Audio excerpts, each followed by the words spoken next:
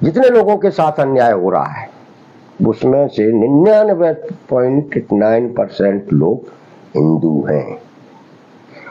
और हमारा हिंदू धर्म, हमारे धर्म ग्रंथ, हमारे इतिहास पुरुष हमको क्या शिक्षा देते हैं। आपने रामायण पढ़ी होगी। रामायण भगवान श्री राम के जीवन के बारे में आपने सब कुछ जाना है, समझा है। उनके जीवन का भी जो रास्ता था वो भी संघर्ष का रास्ता था। वो रावण जो अन्यायकारी था, जो हर किसी पे अन्याय कर रहा था, उसके खिलाफ लड़े वो और उसे पराजित किया। राम जी अगर चाहते तो उससे जाकर मिलकर सीता जी को वापस लेके आके अयोध्या चले जाते, वो घर बैठ जाते, फिर वो मर्यादा पुरुषोत्तम श्री राम नहीं कहलाते। इसलिए भगवान श्री राम ने हमें संघर्ष के लिए प्रेरित किया। महाभारत के बारे में आपने सुना। महाभारत क्या था? पांडव और कौरव चाहते तो अपने किसी भी तरीके से रास्ता निकाल कर सुलह कर लेते। भगवान श्री कृष्ण उन्हें सुलह के रास्ते पे ले जा सकते थे। क्योंकि कौरव दुर्योधन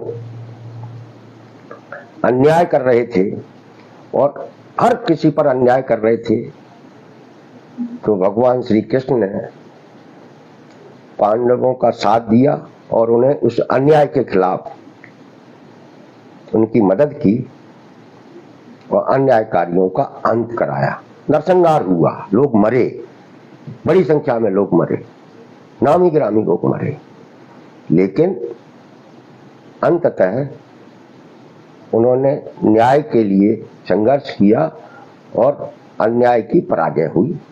महाभारत भी हमें संघर्ष के लिए प्रेरित करता है। वहां किसी ने ये नहीं देखा कि विद्वान जो बहुत बड़ा विद्वान है रावण वो मारा जाएगा, या कौरव पांडव तो भाई भाई थे वो उनको मारे जाएंगे।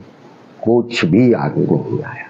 हम अपने इतिहास पुरुषों के बारे में महाराणा प्रताप, छत्रपति शिवाजी, तमाम सारे रानी अवंतीबाई वगैरह वगैरह, भगत सिंह, राजगुरु सुखदेव, इन तमाम सारे लोगों के जीवन के बारे में हमने सुना पढ़ा होगा। सब के सब हमें संघर्ष के लिए प्रेरित करते हैं। राष्ट्रपिता महात्मा गांधी अंग्रेजों के खिलाफ लड़े, उनके सामने गिड़गिड़ाए नहीं, लड़े, अंततः हम आजाद हो गए। दुर्भाग्य देखिए कि मध्य प्रदेश में 20 साल से लाखों लाख हमारा आउटसोर्स, अस्थायी, अंशकालीन ग्राम पंचायत कर्मचारी, दैनिक वेतनभोगी जो अलग अलग विभागों में काम करता है, जिसकी संख्या 10 से 15 लाख है। एक सरकार जो अपने आप को हिंदुओं की सरकार कहती है, राम भक्त बताती है, वो हिंदुओं को ही गुलाम बनाए हुए उन्हें 2000, 2500, 3000 रुपए में काम करा रही है। बताइए कितने धर्म की बात है। हमने जब ग्राम पंचायत में काम करने वाले लोगों के बारे में अधिकारियों को जानकारी दी और उन्हें बताया कि उनसे 2000, 2500 में काम कराया जा रहा, तो उन लोगों ने कहा ऐसा नहीं हो सकता, ये तो गलत है, लेकिन ऐसा हो रहा है। हमने जब लोगों को जानकारी दी कि अंशकालीन कर्मचारी जो क्लास 4 के हैं, उन्हें पिछले सालों से उनको कुछ बढ़ोतरी नहीं हुई, उनको 4000 कहीं 5000 मिलता है, कभी भी निकाल देते, बोले कि ऐसा नहीं हो सकता, अधिकारियों का कहना है, लेकिन ऐसा हो रहा है। तो सब ने हमसे ये कहा कि आप लड़िए, मिलकर लड़िए, ये वाकई में आपके साथ गलत हो रहा है। गलत कर रही है सरकार। जो सरकार अपने आप को बहुत विकासशील सरकार कहती है, लंबे चौड़े भाषण देती है, वह सरकार अगर अपने यहाँ एक चपरासी की भर्ती नहीं कर सकती, एक चपरासी की नौकरी नहीं दे सकती, तो उस सरकार को सरकार कहलाने का कोई हक नहीं है, कोई अधिकार नहीं है।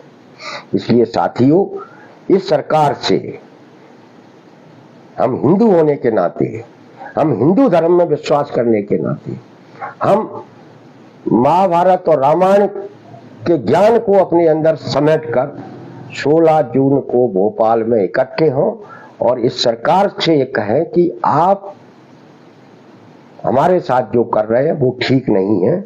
हम वो लोग हैं, हम वो हिंदू हैं जिन्होंने अंग्रेजों का अन्याय भी नहीं सहा था, उनको भगाया था। हमने उन राजे रजवाड़ों का भी अन्याय नहीं सहा था जो हमको गुलाम बनाए हुए थे। तो अब आपका भी अन्याय हम नहीं सहेंगे। या तो आप हमारे साथ न्याय कीजिए, वरना हम भोपाल में बैठे हुए हैं तब तक जब तक कि हम जीत नहीं जाते। 16 जून को आप भोपाल आइए।